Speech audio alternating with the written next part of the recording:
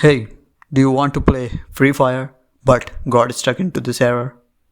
Don't worry, I've got an easy fix for you.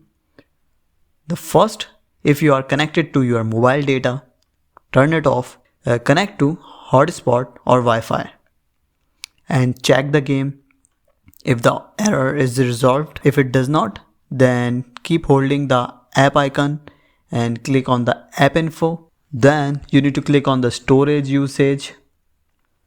And from here, you need to clear the data. Click on clear data, accept it.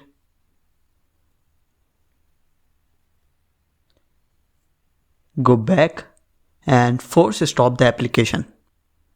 Okay, that's all you need to do to fix that error. Now, if you open the Free Fire, it will be connected to the internet and your error is solved. Thank you so much for watching the video. If this video helped you, tell me in comments and don't forget to like and subscribe.